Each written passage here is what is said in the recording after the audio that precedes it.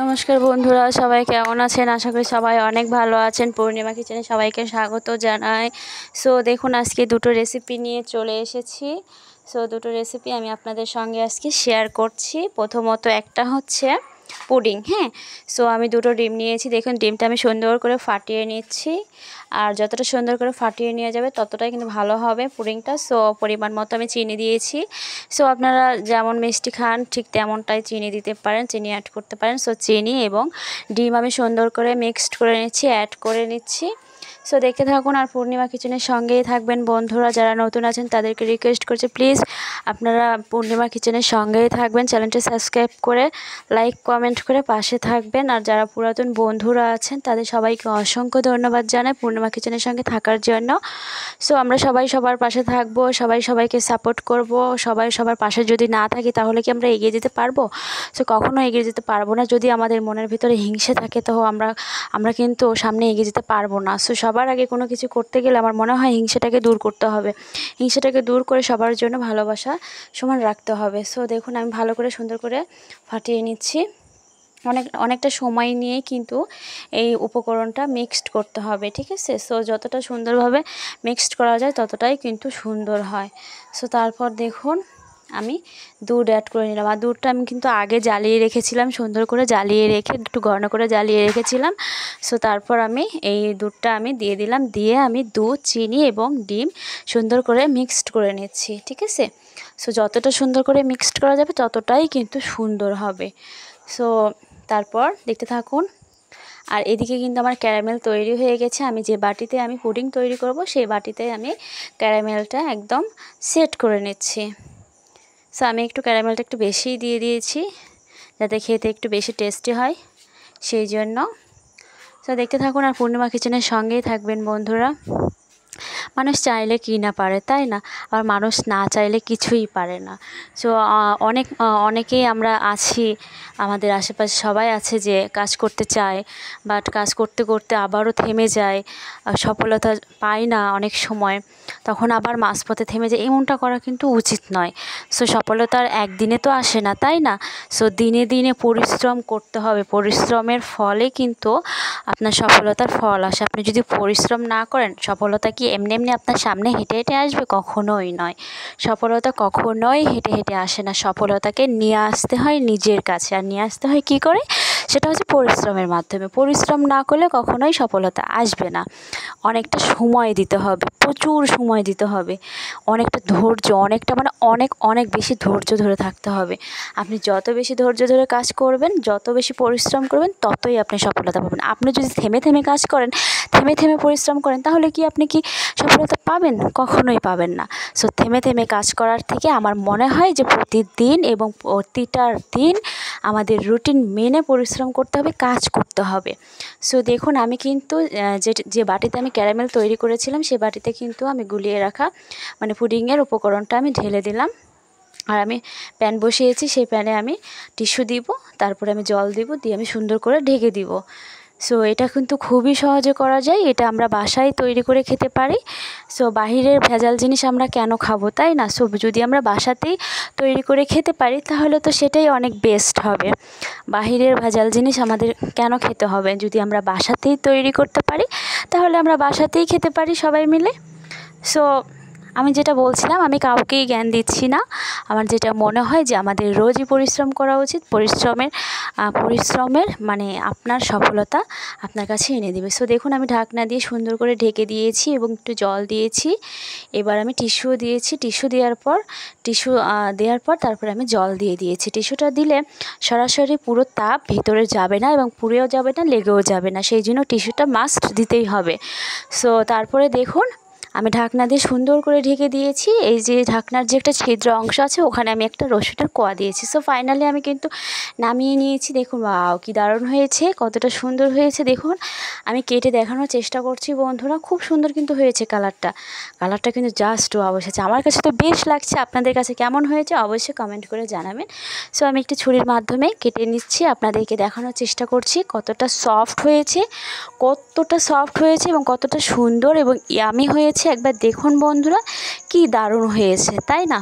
So বেশ লাগছে, অনেকটা সুন্দর লাগছে, খেতেও দারুণ হবে।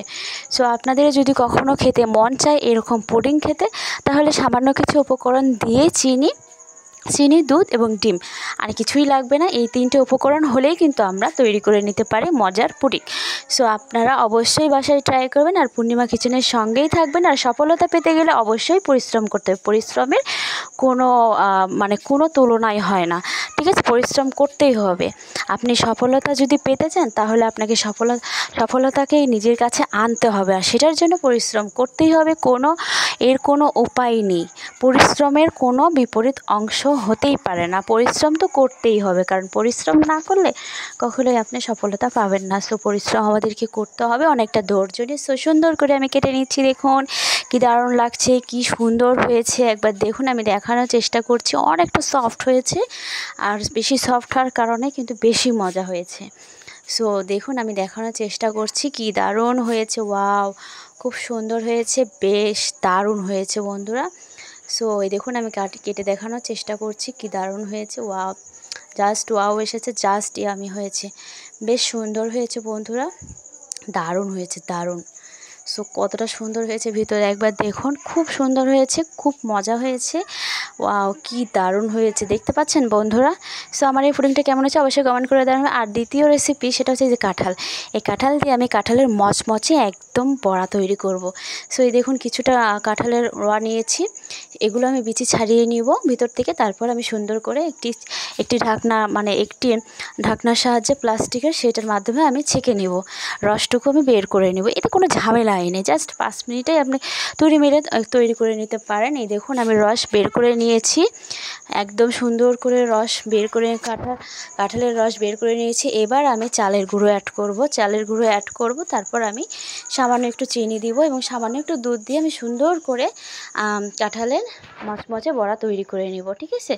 তো এই দেখুন, আমি পরিমাণ মতো চিনি দিয়েছি, বেশি চিনি দিই না, কারণ যেহেতু কাঁঠালটা অনেকটা মিষ্টি, সেই জন্য আমি কিন্তু বেশি চিনি দিই না। সো দেখতে থাকুন, খুবই সামান্য উপকরণ দিয়ে। আর আমি কিন্তু একটু দুধের গুঁড়ো দিব, তারপর আমি চালের গুঁড়ো অ্যাড করব, আর সামান্য পরিমাণে নুন দিব, দিয়ে আমি সুন্দর করে মচমচে কাঁঠালের বড়া তৈরি করব। এটা কিন্তু আপনারা খেতেই পারেন এই সময়, এই মৌসুমে, যখন আম কাঁঠাল আছে, তখন তো এই সময়, এই মৌসুমে আপনারা এটা তৈরি করে নিতেই পারেন এবং সবাই মিলে খেতে পারেন মচমচে এই কাঁঠালের বড়া।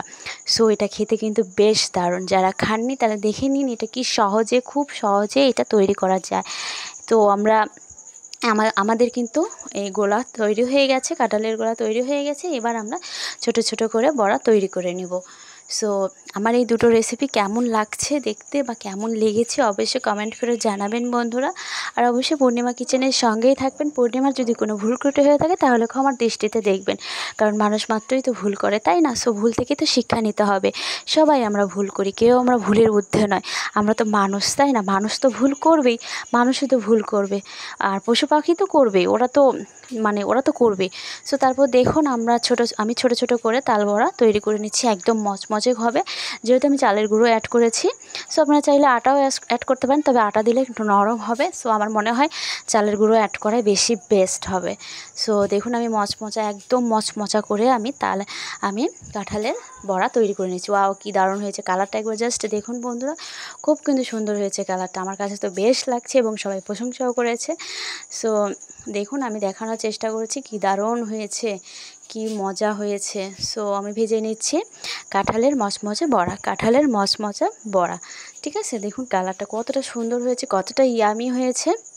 সো পূর্ণিমা যেটাই তার পরিবারের জন্য রান্না করে সেটাই আপনাদের সঙ্গে শেয়ার করার চেষ্টা করে। হ্যাঁ, আমি এতটাও বড় না, আমি একদম ক্ষুদ্র এবং ছোট পরিবারে কাজ করছি, বা আমার পরিবার ছোট, আমার ইউটিউব চ্যানেল ছোট, তাতে কি হয়েছে? আমার ইউটিউব চ্যানেল ছোট বলে কি আপনারা আমাকে ছোট করবেন? তা কিন্তু আমি বিশ্বাস করি না। আমরা সবাই একটা সময় ছোট থাকি, ছোট থেকেই আমরা বড় হই। সো ফাইনালি আমার বড়া হয়ে গেছে, কাঁঠালে মচমচে বড়া। সো দেখুন, আমি নামিয়ে নিচ্ছি, কি দারুণ হয়েছে কালারটা। সো আপনাদেরকে দেখানোর চেষ্টা করছি কতটা দারুণ হয়েছে, কতটা ইয়ামি হয়েছে, কতটা মজা হয়েছে। না খেলে তো আবার বোঝা যায় না কেমন মজা হয়েছে, বাট দেখলেও কিন্তু বোঝা যায় কতটা দারুণ ইয়ামি এবং মজা হয়েছে। সো দেখেই আপনারা গেস করুন যে কেমন হয়েছে, আর অবশ্যই কমেন্ট করে জানাবেন যে কাঁঠালের মচমচে বড়া কেমন হয়েছে, ঠিক আছে? সো সবাই সুস্থ থাকবেন, ভালো থাকবেন, আর পূর্ণিমা কিচেনের সঙ্গেই থাকবেন, আর পূর্ণিমা পরিবারে আপনারা থাকবেন। আমরা সবাই সবাইকে সাপোর্ট করব, সাপোর্ট করে আমরা সবাই মিলে এগিয়ে যাব। সো দেখতে থাকুন আর পূর্ণিমা কিচেনের সঙ্গেই থাকবেন বন্ধুরা। দেখতে থাকুন কি দারুণ হয়েছে কালারটা, ওয়াও, কালারটা জাস্ট ওয়াও এসেছে, জাস্ট ওয়াও। সো আমি দেখানোর চেষ্টা করছি কতটা মচমচে হয়েছে বন্ধুরা, একবার দেখুন কতটা দারুণ হয়েছে, খুব সুন্দর হয়েছে, খুব সুন্দর হয়েছে। সো সবাই সুস্থ থাকবেন, ভালো থাকবেন, পূর্ণিমা কিচেনের সঙ্গেই থাকবেন বন্ধুরা। টাটা।